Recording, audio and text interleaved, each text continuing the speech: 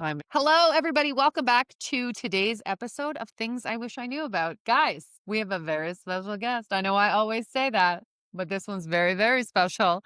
Today, we're going to talk about things I wish I knew about food insecurity. And this lovely lady on my left, maybe it's on the right, it always reverses for some reason when it's on the internet, is Rosanna. Are you Lee? I'm laughing because I get asked this all the time, and the real answer is I go by Lee because it's easier to pronounce than my last name of Araujo. That's right. I know her as Rosanna Araujo, but you can be Araujo Lee. Lovely woman is the producer of this podcast, guys. And we're not going to talk about that. We're not going to talk about something totally different. But if you have been a guest on this podcast, I'll tell you guys the behind the scenes. So every time I do this podcast, I'll upload it. Rosanna goes online. And then I'm waiting for the inevitable email where she yells at me for the amount of times I say, the amount of times I move around, and my active listening. Because I go, yep. And then every time she says, there were 433 ums that I had to remove. Can you please stop talking, Stacey? And I always say at the beginning, guys, sorry, Rosanna's going to yell at me, but she can't yell at me today. She can't do it today because here she is. Burn I'm on right you. here in the flesh. You can tell me now in person. But she does all the removals and all the behind the scenes, and it's wonderful. But she actually has so many other jobs, I feel like. So many other things that you do. And today we're going to talk about food insecurity and food banks and access to them, who utilizes them, how we can donate to them, what the need is, pretty much everything, right?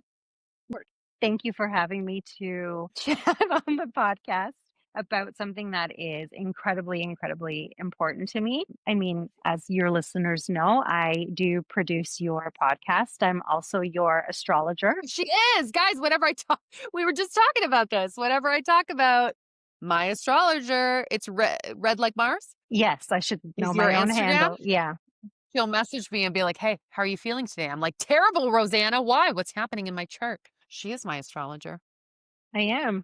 But amongst all these things that I do, one of the questions actually, because obviously I produce your podcast, was, oh my gosh, she's going to ask me a little bit about myself. And what am I going to say? Because I'm not going to say I'm the Jill of all trades. I'm going to say I'm the Maria of all trades. Because, Muy yeah, Italian. exactly. A good Latina always has a Maria somewhere in her 10 names. So, like the good Maria that I am, I do many a things, but amongst one of the many things that I do is I'm a fearless community advocate. So if Yes, you you definitely do are. follow me on Instagram, on my personal page, then you'll know I'm constantly reposting things on anti-racism, feminist literature, the war in Gaza, All of the underdogs, all of all of the them across the board. exactly. And I'm a fearless community advocate. That's kind of like in a nutshell. And then I also thought about one of your guests, Kendra, who was so lovely. And when you Hmm. asked her this question, she really like had to like take a step back and be like, hold on a second, like who am I?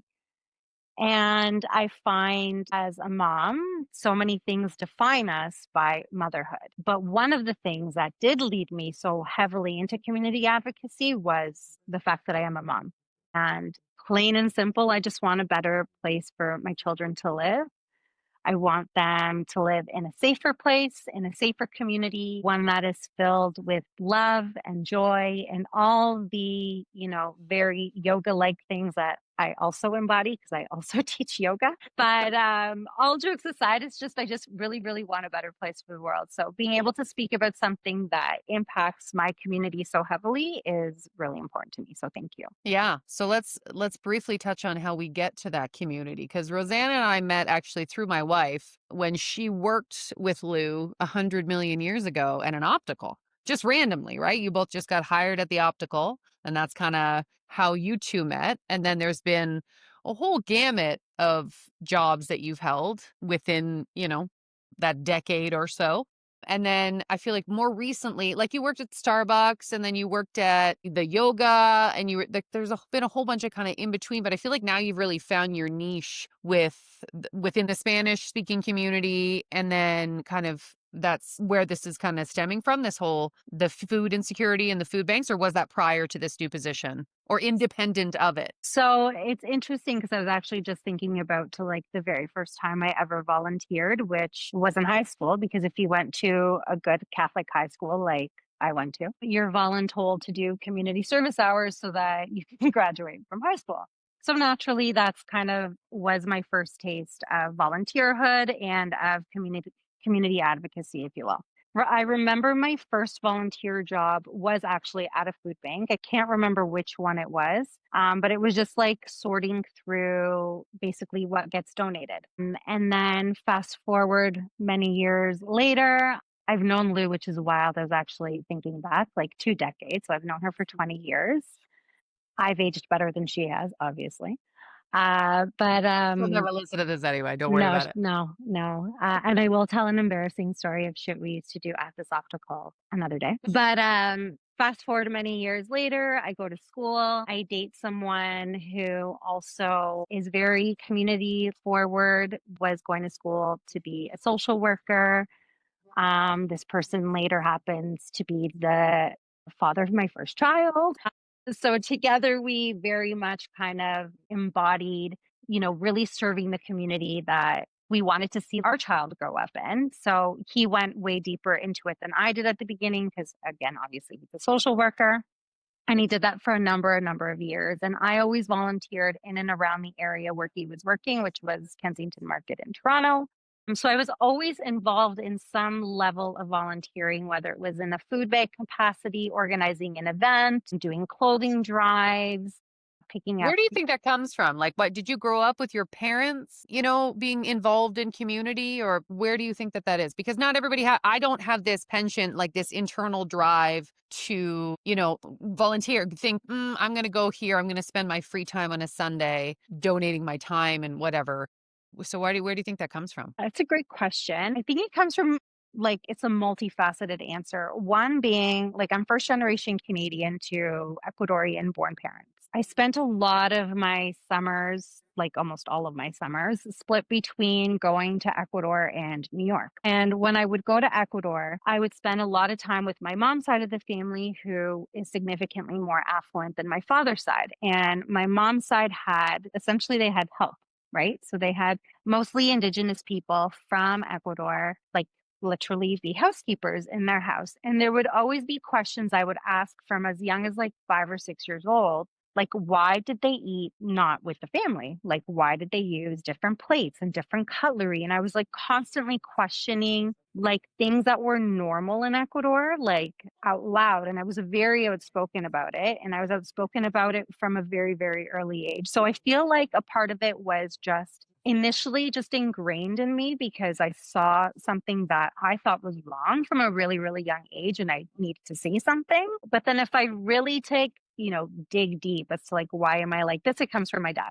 Without question, it comes from my dad. My dad, very, very extremely left leaning political views. I grew up in a home where we were always talking about politics. So it was something that was very normal in my family home, but not just talking Canadian politics, talking world politics. And really having my dad teach my brother and I, that the world was not really meant to support people like us, and that we always had to fight extra hard for everything that we wanted for so many different reasons.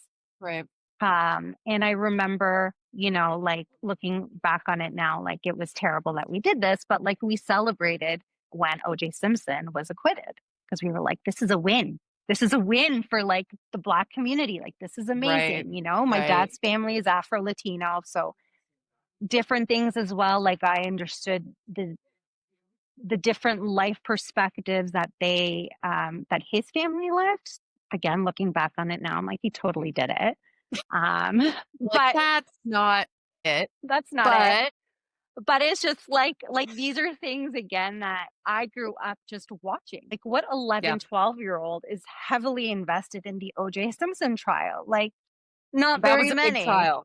To be fair, that my whole school shut down. I was 14 and the whole school shut down when that verdict came out. I remember. It was nuts. It was. But It I mean, was. like, it was nuts. But I would imagine at a surface level, maybe from your father's perspective, it's a person of color who has overcome the system, that is not built for them. So he was probably like, yeah, We got stick one. it to the man. We didn't get it. We didn't get one. One, like, again. But it was So just, many like, other reasons. so many other reasons. But even at that, like, very young age, it was, like, literally dissecting the trial. Like, I would have Right. conversations with my dad at 11, 12 years old, dissecting the trial. Like, you Yeah. don't do that at that age, right? Mm. Fast forward a few years later, we go on our first family vacation together. I was 16 and we went to Cuba. And we went to a resort, and I think maybe we spent like 2 or 3 nights on the resort doing resort things. But then we went to like Che Guevara's memorial, the Fidel Castro Museum. We went to Cienfuegos. Like, we went to go learn about the Cuban Revolution. And I did many a history projects later in my high school years on the Cuban Revolution. So again, it's like there's no shock that I Yeah. came to this part of my, my career. And also when I was graduating in high school, again, I'd say it's 2020, but I had two kind of avenues to choose from. One was to go the communications journalism route, and then the other was to go into social work. And it's the one thing that I regret is I should have been a social worker. Without Right. question, I should have been a social worker.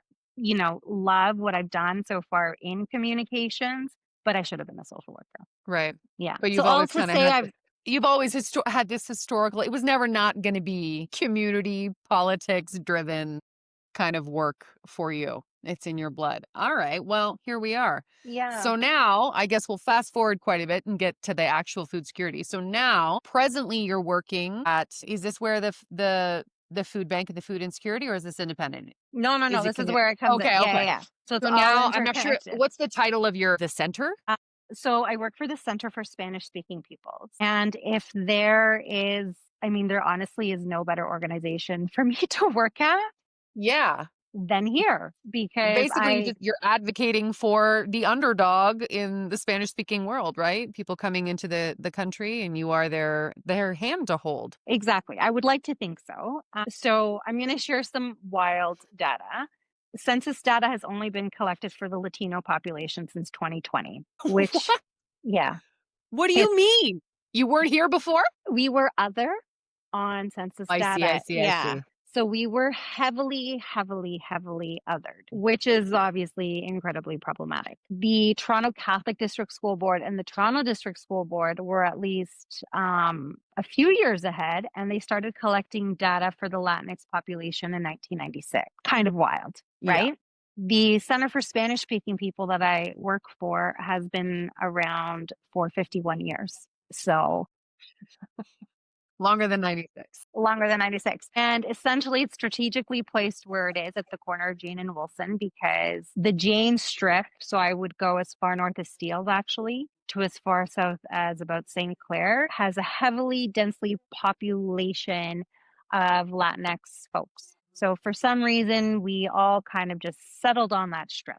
So And the then sun, that's like that's any kind of Spanish speaking community. It's South America, I mean, European as well, like kind of anybody who speaks Spanish? that's the only population we don't service are the Europeans. Oh, So, all right. yeah, so it's specifically meant for the Latin American community. So Central Okay. America, South America, and then Mexico, because Mexico is technically North America. Our services from our settlement program to our legal aid clinic all specifically service the Latinx Spanish speaking population. So the one exception to that is we don't service Guyana, that's technically in South America, or Brazil either. Oh, And that's but that's because Portuguese, no? exactly. But Yeah. that's because you need to be Spanish speaking. And the Right. big reason to that is obviously there's a big language barrier, right? Yeah. So Yeah. Makes sense. makes perfect sense. So the center that I work for manage a food bank program, which there's so many stories that I could share from the food bank. But something that I really, really wanted to talk about was really food insecurity and how food insecurity is affecting Canadians as a whole, like primarily not so much Latinx people, but people from different walks of life that Yes. sometimes we lose sight of the humanity of the person who's actually using a food bank. Right. because we hear these numbers and it's just another number to us. But Mhm. when you attach that number to somebody that you can actually see, is when it really, really makes a difference. Or if you hear a story and you're like, holy shit, then it makes a difference as opposed to Right. just hearing on the news or doom scrolling like 1 in 3 Canadians are having to access a food bank, or there's a 134% increase in Canadians using a food bank. Like those numbers are scary, but they don't humanize the person behind the food bank. Yeah. So when we let's like for me and hopefully the audience define food bank in general. Is the food bank like a Canadian wide? Is it Ontario? Is this a not for profit? Are there many facets of it? Are there different branches of food banks? Are there private food banks? Like how does food bank kind of work? Because like when you go to the grocery store and they're like, "Hey, we're gonna put a couple cans in the thing for the food bank." Where is this going? What is that? That is a great question, and I thank you for asking that. So, the one that most people are familiar with is the Daily Bread Food Bank. Yes. Now, the Daily Bread Food Bank services actually the southern part of Toronto. Okay. North York Harvest is the northern part of Toronto. This is Toronto specific. Right. Then you get into your other regions. So in Peel and Durham and York region, they'll all have their own versions of the Daily Bread Food Bank or North York Harvest. So it's like municipalities have different banks. Exactly. And then they all run very, very different. So you can think of your daily, and I'm going to throw Second Harvest in there because Second Harvest, I believe, does all of Ontario. Okay. And I'll explain kind of what each one does. So your Daily Bread Food Bank and your North York Harvest are where you think your non perishable items come from. Okay. So when you donate at the grocery store and they're like, would you like to donate whatever to wherever? That's exactly where you're donating to. So that canned beans, the pasta, the crackers, the cereal, the oatmeal, that is where that is going. Second Harvest does perishable goods. Yep. Second Harvest calls them food rescues. So it's essentially so that we don't waste the food and that the food is being rescued. And then those rescues go to a large number of food banks like all over Ontario. Always, always a nonprofit, as far as I know, from what I've been told. There are for profit companies that will run their own internal food banks. So, like if you think long term care facilities, they will do things like that. That's really kind of the only one that sticks out that might run its own food In bank. churches and stuff. Because I know some out here, there's a church by us that runs, I'm not sure what they call it, but they have like cases upon cases of bananas, let's say, that they've delivered to different areas, high need areas, but it's specifically through that church. I'm not sure where they get it, or that's the thing too, right? It's like all this stuff is just happening. I don't know. Is there like one governing body of food banks? So, I was hoping you were going to say something about churches because I didn't want to be the bad Catholic to introduce the Bro, church. I'm the bad Catholic all day. All day. I haven't been a good Catholic since 1997. So, So, well, I'm going to join this bad Catholic train. Something that I actually only learned this year. This is specifically the Catholic Church. If what okay. you're referencing was the Catholic Church, I'm going to answer this question for you.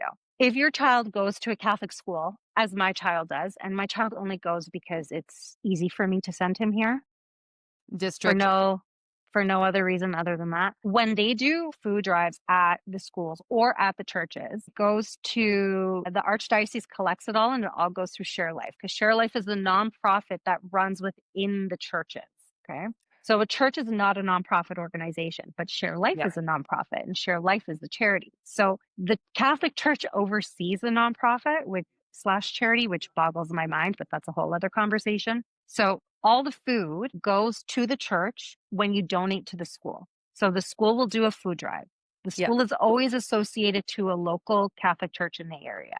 So they collect all the food, it goes to the church. Then the church takes all that food, contacts Share Life, a Share Life person comes and they collect all the food. And then it goes to the main Share Life office in Ottawa. I don't know why Ottawa. Like why does that happen? Yeah. For what? I have no idea. So I'm still trying to figure this part out because I want to get food from Share Life for the food bank that I run. Does that make sense? So then Share Life head office in Ottawa that really doesn't see anything in Toronto, doesn't see the need in Toronto, can sure read a report from Toronto. But like I said, it's very different when you're reading a report rather than seeing the people who actually need this. It humanizes them. And reports only give you so much because data is missed all the time. All the Yeah. time. We're humans. When we collect data, we're going to make a mistake in our data collection, period. It happens. So Share Life determines who gets the food. I have major issues with that, huge issues, Yeah, as a lot of other people should. Like, how for is it sure. that you're determining this? What basis are you determining this? What is the basis? Nobody Do we know? knows. No, Mm, we don't know because it's not public information. knows. Yeah, It's not public information? You can't find that information from a nonprofit? I have tried. I have tried. So if somebody out there wants to Yeah. figure this out for me and contact me so that I can figure out how to get food from Share Life, because I could tell you right now, there's a massive need where I work. Please let me know. So you contact Share Life and say, "Hey, I run a food bank in my area. We'd love to access any of the food that you have. My son goes to a school that donates food that goes to you. How do I get it?" And nobody responds? Are you affiliated to a church? Right, And right, no, right. Because that, listen, no, that is the teachings of Jesus: is feed only my followers, only the white ones, basically. basically in the affluent areas. That sucks. It does. It does. And let me tell you, the church gets some really good stuff. And I know Yeah. this because one of the food bank volunteers that like works with me also volunteers at the church. That's literally, I can see it from my organization. It's directly across the street. And he always tells me all the stuff they get. And I'm like, Don Jose, like, you need to you know, Put it in your pocket. Yeah. bring some here, my friend. Like, what's happening? And he's like, oh, yeah, I don't know where they get it from. And I'm like, well, I could tell you where they get it from because I just Yeah. found this For out. real. So, anyways, that's kind of how the distribution works within the Catholic Church system. I can't All speak for right. other churches. I don't know. Sure. Within Daily Bread Food Bank in North York Harvest, then they divvy it up to the organizations that they're affiliated to. And how they determine that is through reporting. So my Mhm. job as someone who runs a food bank does the coordination, the whole kit and caboodle. I do all my daily reporting or my biweekly reporting rather to both organizations so that they have an idea of the need within my community. Now, there's a big challenge that comes with data collection and reporting that a lot of people don't know. Many newcomers, whether they're immigrants or undocumented refugees or protected people, often don't want to tell you how many people they live with. And there's a number of reasons why they don't want to tell you. Yeah. But that actually affects our data and reporting. And that's something that I'm trying to educate the participants at our local food bank on that. Listen, I'm not asking you these questions because I'm trying to take you away or I'm trying to report you or any of that. The more information you tell me, the better it is because I can actually probably get some more food out of it. Yeah. If I know there's 6 people in your home as opposed to 2, then that's going to drastically affect my data, my Exactly. results. So there's some data out there that I mean, we can say is pretty good, but it's probably like there's definitely a margin of error like greater than 5%. And again, for the reason I said is a lot of people don't report how many people actually live in their home. The other reason that we need this type of reporting is age demographics. So, the needs of a 50-year-old person are not the same as the needs of an infant or, a toddler. Like their nutritional needs are so, so vastly different. So having that data is also really important, which leads me to also sharing that in Canada, so this is a Canadian statistic, 1 in 3 children access a food bank. That's bananas, Mhm. literally. You're frozen right now, so if you're watching this on video, she's frozen like this, but I can still hear you. That is bananas. 1 in 3? 1 in 3. When I worked at the school board, I'm just thinking about this. When I worked at the school board, I myself and then 2 other individuals ran the breakfast program. So we would get, donations, whatever, and then put out breakfast for the kids within the high school. And the amount of kids that accessed that program we never had leftover food, like we never ever. So I can imagine that across the board, this is like little people. Ah, it's the worst. That's the worst. It really is. And that's the other piece is, which really wants me to talk about this food insecurity is, you know, Isaiah goes to a school that we live in a very marginalized, low income, criminalized neighborhood. And if the nutrition program was ever taken away at Oh, Isaiah's school, so many they wouldn't children. eat. They wouldn't eat. Literally, like they're not bringing a lunch, and I don't know if people are even aware of that. Of that. It's not because there's so many reasons why they're not, but they're not. Yeah. And it's not, the fault of their parents. It's No. their parents are choosing, do I pay my rent? Yeah. Or do I feed you? Yeah. Or do I pay our hydro bill or do I feed you? Yeah. Like it's Well, I'll feed you once a day, but it can't be twice. Exactly. Or what you'll find is, parents not feeding themselves and then Mhm. opting to obviously feed their children. And this is a huge problem, aside from the fact that we have very malnourished children in our school. But then we hear all these diagnoses or these behavioral issues in school. Yeah. And it's like, well, my friends, my teachers, my school admin, have we ever once stopped to think that maybe our kids are hungry? Oh, I can't tell you how many times I turn to River if he's losing it. I'm like, "Are you hungry, buddy? Like, are you?" And it's like, "You haven't eaten in a," or whatever, but huge, huge mood effect. Like, it affects everything. I'm like, "Oh, you're just hangry. You haven't had anything to eat. You're just like your mama." Yeah, but it's Me true, me right? too. Like, I mean, so like I always say this with, my kids as well, like especially the twins when they're like losing their shit. And I'm like, hold on a second. It's for sure. When did I feed you last time? Let's troubleshoot this. Oh, it's food. Oh, right, right. I have to feed you. It's food Even for last sure. night, we came home from a Yeah, lovely afternoon in the Hampton in the and Hampton. we came home and we went to like bathe our kids. And I said to Brandon, I literally looked at him and I was like, we still have to give our kids dinner. Right? And Oh he's my, like, I can't tell you how many times. shit. In the summer, first you forget, you lose track and the meals are all over the place and it's like, "Oh no, I didn't even feed you dinner." But the worst part is that these people don't have the option to. Like we're like, "Oh, we'll just go to the fridge and grab some food," but they don't have that option. So these poor babies, they're going to bed with empty stomachs and they need those programs in the morning. Yeah, they're going to bed with Or empty stomachs, they're waking up with no breakfast option. So again, like we send our kids to school, for families who have the capacity and that ability to feed your kids. And then you hear about these behavioral kids in school and never do you once think like, I wonder if that kid is hungry. yeah, You always, we always jump to like the judgment side of ourselves and are like, for sure. what are their parents doing? They get too much screen time. And it's like, For well, sure. I also highly But doubt they also have a screen, my friend, but I think that brings up a good point too, where, and maybe you can speak to this as well. I think the idea of the kind of person that accesses these programs and takes advantage of food banks looks a certain way, right? So you may see individuals and you're like, they're fine, like they're good, whatever. But you don't know that just because these children come to school in clothing that fit, it doesn't mean anything, right? Like you don't know the ins and outs of the home and what's happening. And I don't think you can necessarily judge a person based on their physicality about what they need, what their home life is like, what their food life is like as well, because I mean, again, I'm speaking for you, but I'm sure some of the people that come into your food bank are not necessarily people that you would assume would need the assistance. no, not at all. So, I mean, like, I'm always very honest and vulnerable to share. When I was a single mom with Sebastian in, my mid 20s, I had to use a food bank For sure. because it was either, like I pay rent or Yeah. I feed myself to then breastfeed Sebastian. And I can't live Yeah. just off of cereal as I was living literally just off of cereal because it's cheap. Yeah. So I did for a very short time, utilize the services of a food bank. And then even through my recent mat leave with the twins, because twins are astronomically expensive, there was a time where, I had to cut so many costs. And I said to Brennan, I'm like, shit, dude. I'm like, I might go to a food bank to help us out a little bit, to get that little extra bit of help to honestly feed us better meals or to add a little bit to our meals.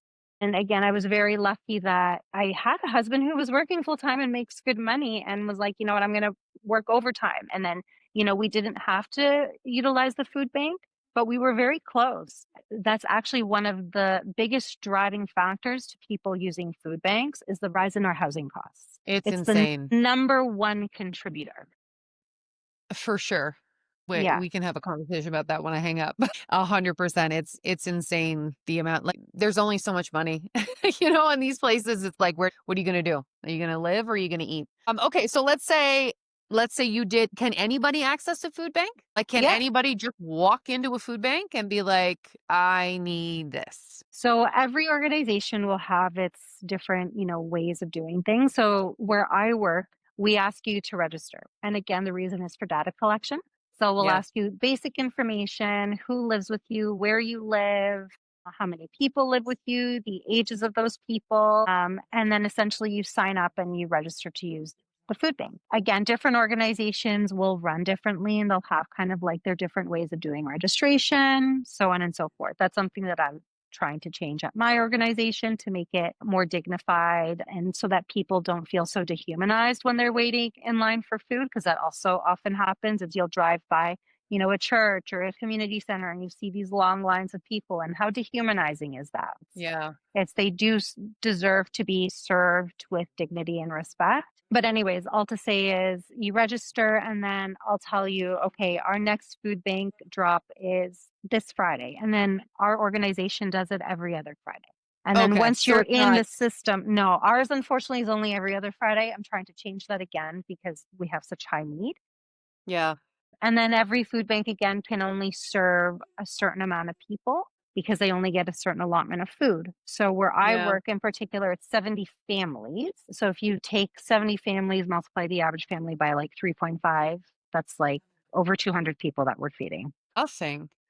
I mean, it's not nothing. It's a lot of people. I'm sorry. I don't mean it's not a lot of people. That's a ton of people that are accessing it. But like, that's a lot of food for, like, that's going to go fast. It goes very fast. And at that, I have a wait list. So Okay. again, different food banks will work differently. Some will kind of be a little bit more strict and really adhere to like their geographical rules. So some food banks will run once a week, once every other week. Some food banks, so one that a lovely dear friend of mine runs is 3 times a week, which Mm. is amazing. But he has done a phenomenal job of sourcing food from other places outside of the Daily Bread Food Bank, because that's who he relies on heavily. And he has renamed his food bank to the Essentials Market, which What a great rebrand. exactly. What an excellent name. So again, that's something that I would love to steal those little bits and bobs of ideas. Yeah. So someone again will register with us. Once you've registered one time, like your family's information, it's there with us. And then all we need you to do is to register to get a spot for the food bank that's coming on whichever Friday. And then after that Friday passes, you get your food hamper. Then the Monday after, we ask that you call, email, or come in person to register for the next one. And that's the most fair way right now that we can think of in order to get essentially like a rotating base of families so that it really is first come, first served basis. Again, because there's new families that move into the neighborhood, or there's a family that has lived there for 20 years that suddenly needs to access a food bank so that they have the opportunity essentially to do so. And Do that's they get a essentially how it same, works. everybody gets the same hamper? So is it the same kind of products in each hamper? So what we try and do is, again, because we collect the information, is I'll try and do some hampers are for like a single family home or like one or two people. So say I was using it, it would be like me for a family of six. So we've got like hampers for families 4 to 6. Oh, okay. Or like if you have like a roommate situation, or if you live totally alone, then you've got like that. So we'll separate it because the needs of a Based one on person size. Right. exactly is not the needs of a 6 person home. So we'll do that. And then I try my best as well to separate, like, because there's some families I know who are regulars who come, who might Mhm. be like no pork or halal chicken, so that I'll know that I can like kind of like pull those pieces for those families specifically. Or we have some Hindu families that are totally vegan, so I'll try and save like extra vegan options for them. So you kind of work with what you have so that you're able to fulfill the nutritional needs of like your diaspora families who come. So, okay, let's talk to me from like the administrative side of it for a minute. So if I wanted to donate to a food bank, let's say, is it strictly food? Do people donate money to you? Can you like is that how you access fund? Do you get funds and then you can purchase kind of things that you need, or is it solely based on like tangible product donations? Well, you can donate what you'd like, really. So if you're looking at making a I'll monetary take your money. donation, yeah, if you're looking at making a monetary donation, I will gladly take cash so that I can go buy food that I Is know that what is happens? needed. Like, you have a designated person who will shop at places I and then wish that stock your happened. shelves? That does not, no, That does not happen. Usually, our food bank donations come because I'm going to small businesses or private corporations like the TTC, because I have a connect. I'll go there and I'll run like a local food drive. And Right. the TTC was amazing. And they said, okay, can you tell us, like, make a list, like a specific list of things that you want? Right. So if you are looking to donate at a food bank, I'm going to tell you the things to please stop donating. Crackers. Like, If you say please, craft dinner, I'll be so mad. no, don't donate crackers. There's so many crackers and chips and chocolate that, Chips? like, an astronomical amount of chips. What? Yes, I have people donate never in chips. my life thought, you know what? You know what someone who's really struggling could use? Some ruffles. Like never. Like maybe a little treat, but wow, I had no idea. Yeah, No idea. crackers and chips, we have a plethora. Plethora. Wow. Yeah. Um, Things that we don't have a plethora of are formula, because that's Yeah. very expensive. Yeah. Other things that we don't think to donate are your regular day-to-day items that you use in cooking, like salt and pepper and spices and Mm. oil and vinegar. I've never thought about that. No, most I've of us never thought don't, to donate salt. right? But Really? it's like you're donating, say, like a can of beans, and it's like, well, you want to Yeah. season it. Maybe you don't. Maybe Maybe, you're white and you just eat it like that. Rosanna, speaking for myself. but like, so things like that. Can you donate? I mean, because I know that perishables are necessary, but do you have storage for perishables? That's the thing, right? Like you can't go to the grocery store and throw a frozen thing of broccoli in the bin and be like, "This is for donations." So how do you get things that people need, like the fruits and vegetables that are, I mean, canned is, I guess, but access to like if they wanted to make craft dinner, butter or milk or anything like that, like is that an option as well? Do people donate that stuff? Yeah, so for people who are donating like your perishable stuff, they'll always Yeah. come like right to the organization because we Okay. have storage for it. So You we do have, have storage. yeah, most food banks, at least the ones that I've worked at, have storage, right? So it's Mhm. like you have to have fridges because we do collect, again, not all food banks do this, but we do get rescues Yeah. from our local shoppers. So our local shoppers will give us like a bunch of milk. This is wild. So it's milk that's expired, Right. but Is it best before or is it's the it best before. So this was expired? another fun fact I wanted to share is there's actually only food groups in Canada that have to have an actual expiry date, Mhm. and milk is not one of them. So it's just a best before. So it's a best before Milk is a date. smell pest, you know? Sometimes it's in my fridge, I'm like, "It's fine. Mhm. It's fine." It's fine, it's fine. We actually have, like, a cheat sheet from Second Harvest that they gave us of, like, we'll get things that expired, like, so yogurt is another one, like, it expired in July, and then you receive it in August, and you're like, "Oh, it's totally fine for another 3 months." And we Right. can do things like that because it is. So, really, the only thing that it's lost is maybe, like, its taste. It's not as, like, strawberry-ish of a yogurt. Right. It's like straw yogurt, just a little. Scrub. Um Strub. But, so things like that, like, we can save and we can literally rescue, hence the name rescue item. Yeah.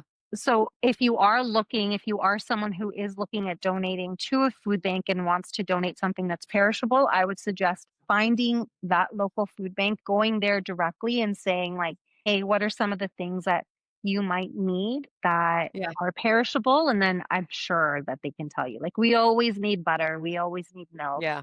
we always need eggs. We always need those things. We always need baby formula. We always need diapers. We need wipes. We need soap. We need hand soap, dish soap, Yeah. different things like that. Like when we think of donating to a food bank, sometimes we have to really go outside of the box and think, like, what do I use at home? Like, what are Toothpaste, things you know? exactly? Maybe I need stuff in the bathroom too. Honestly, and it's the same for me because if one of my kids is like, "Hey, I need something," I think, "Oh, canned goods." I have canned goods that I could donate, but it's so much bigger than that. Now I'm like, I have extra toothpaste, throw a toothpaste in there, throw a deodorant in there, stuff like that for sure. But it's not a go-to. I feel like we've been trained to think canned goods. They keep. because they keep. It's not because we're like, fuck those guys, you get cans, but like they keep longer, they're non-perishable. It's a pretty safe bet that someone will be able to use that. But it's so much bigger than just a can of peas. The one thing I'll say is that if you are looking to donate, like continue donating at your grocery store, like please do, because they like that food does get to organizations like I work for, because they're always affiliated either to Daily Bread Food Bank or Mhm. North York Harvest. But think of donating like the items you would need to cook an actual meal. I think it's prices ever. No one ever does. No one ever does. So Yeah. when we get spices, you should see people's faces. It's like, we got spices. And it's like, I know, guys, it's so exciting. Like, it's so exciting. Like, or there's ketchup. Like, yay, we have ketchup. Ketchup, Yeah. So condiments. it's like the small things that really, really, really goes a long way. And again, it's picturing like humanizing the person that's collecting that food basket. And like, when you hear these staggering numbers of like 1 in 3 kids, it's like you could take your street and just imagine one Yeah. of these children, their family probably needs to access a food bank, whether they're accessing one or not, they probably need to. Yeah, that's bananas. All of it's bananas. Okay, so I feel like we have like 10 minutes left. So tell me what you wish people knew. Like what's the top 3 things that you wish people knew about a food bank or food insecurity or something that they can like, let's do 3 things you wish they knew and then 1 action step. Thank you. We Yeah, always need an action step. We need a call to we need an action. action We step. need an What's something we action step. can do?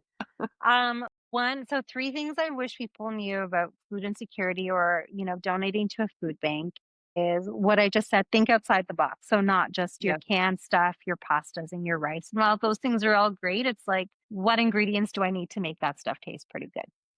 Yeah. Two would be figure out where a local food bank is in your area. And if you're Mhm. in a place where you can either donate an item, donate money, or donate time, sorry, that's more of a call to action, but I'm going to say it anyway. Do No, so. no. Find out what they actually need because, my food bank, like I said, like, please don't give me more chips and crackers because I don't need it. Just ask, Yeah, like, what are the things that you need? Because maybe your community food bank really serves, a senior population and maybe they right. need more Ensure or, other Right. nutritional supplements. So that would be, something else to definitely think about doing. And lastly is try and donate things that are nutrient dense Mm. because it's very important that people who are accessing these food banks also have the right dietary needs that are being met, especially if 1 in 3 of them are kids. They need the right things to help their little brains, form and to, go to school and learn and not be these bad behavioral kids. So, nutrient dense foods. Do people donate multivitamins, or is that considered like a medicine and you can't do that? No, you can donate that. We get that from Oh, really? shoppers. Yeah. Oh, because that would be probably pretty helpful if Very helpful. kids had some Flintstone vitamins. I love a Flintstone vitamin. I mean, Or is it the best? even No, but like yeah, it can't hurt. It can't hurt for sure. no, or even, like, honestly, like, I feel like the big bad wolf saying this, but, like, peanut butter. Like, nobody donates peanut butter. I love peanut butter. So do I I. love Like, peanut butter. I get it. I It's know that. an I know. allergen, but to be honest, like, if someone at the food bank sees peanut butter and their kid's allergic to it, they're not gonna take it, they're just gonna leave Yeah, it. But there's and it's so not open. many. No, it's not open. So there's so many families that could benefit from peanut butter because it's, there's fatty acids, a Yeah, little bit of protein. yeah. It's great. It's really good. Even like nut butters. Like think about donating like things that are nutrient dense, that have a long shelf life, like a nut butter. Do you take things that people have canned themselves or you can't? Yeah, because that's you don't know what's in it, right? Could I mean, I guess. Actually, before you do your call to action, maybe it's the same thing. Can you speak a little bit about volunteering? Is there a need for volunteer? How do people do volunteering? What kind of goes into volunteering? I'm assuming a background check. I don't know. Yeah, so there's always a need for volunteers. I'm My sure. organization always needs volunteers, and Do we you need take to speak Spanish? No, not at so the food bank that I work at is the only service area, rather, for lack of a better term, that we don't need you to be Spanish speaking to access our food bank. You just need to be Oh, a person in need of food, which is amazing. I will never turn anyone away from food. There have been people who've come to my food bank from Hamilton, Mississauga, because their food banks are run dry and they need somewhere to yeah, access food from. So I'll never turn you away. Most food banks won't really turn anyone away. They'll yeah, always try and give you something. But in terms of volunteering, typically you need a vulnerable sector check because you are working with a vulnerable sure, population. You would, at my organization, you just fill out an application form. You come talk to me. I see if, you're legit and if you're coming from a good place. Believe it or not, a lot of the volunteers that I work with specifically, and I know that this is across the board in a lot of other food banks because, again, we're kind of like a big family and all of us coordinators are always in contact with one another, is most people who volunteer at food banks are people who need a food bank. yeah, Yeah. for sure they are. It's Mhm. yeah, that's just across the board, right? It's you have to be affected by it and to really understand kind of the need for it. I can absolutely see that. I feel like a lot of the people who run these kind of things are people who have been marginalized, who've been on the street, who are former addicts, who've accessed these kind of programs and really understand it. It makes total sense. Yeah, yeah, it does, and then but the beauty of it is that, sometime when you come from that walk of life, like, you understand the need to humanize them more, so, for For sure. those who are interested in volunteering who don't necessarily come from that, it's, kind of what I tell people to do is try and put a face to it, like, really and truly try and put a face to it, and the easiest thing to do is to really picture that child in your kid's classroom. What else? Anything else? Any last closing statements? That, you're not less of a person if you need to use a food bank or someone who just needs a little bit of extra help. For sure. And I And it always doesn't say, have to be know that forever. you're loved. Know that you're loved and that you're worthy and that things will get better. I don't know how they'll get better, but things will get better. Rosanna, anytime people ask about you, I'm like, she's so much better than me, guys. She's just an altruistic, just so much better than me. And she's going to be the mayor. She's going to be the mayor of I Toronto hope one day. so. I really Guys, we're hope starting the so. campaign now. I really, really We're hope starting the so. campaign, and she can read your chart. I can also Rosanna! teach you yoga. And she could probably make you a shaken brown sugar espresso over ice. I can. I 2 Pumps can. Classic, 2 Cream, whatever you need. So many. And she'll check out your uterus. She worked for Endometriosis Canada. That's what that one is. Maria of all trades. Yes, Maria. Thank you so much for being on here. Is there like a website or something that people can access if they're looking for more information? Yeah. So if you are looking for, information about food banks in general, so you can go to feedontario.ca. We'll give you fantastic reporting on the hunger report in Ontario.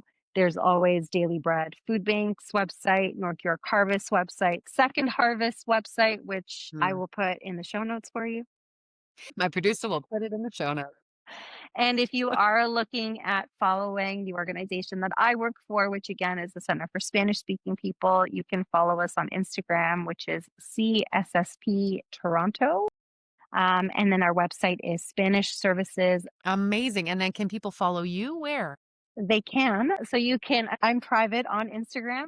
So if you do follow me, don't be offended if I don't accept your friend request right away. They could follow your astrology But one. they can. I'm Yeah. terrible at posting on there, but astrology would be red like Mars because Mars is my favorite planet for so many reasons, and my favorite color is red, and Mars is red, obviously. Okay. And then I said my work one, and then my personal one is boy mama of four because I have 4 kids and they're all boys. So many babies. So many babies. We'll talk about twins a whole I'll have you and Kelly on here and you guys can talk about twins. They're the most beautiful. So, they have to be because they're such a handful. Zana, thank you so much for being here on today's episode of Things I Wish I Knew About Food Insecurity. Now you know. And thanks, guys. We will see you next time.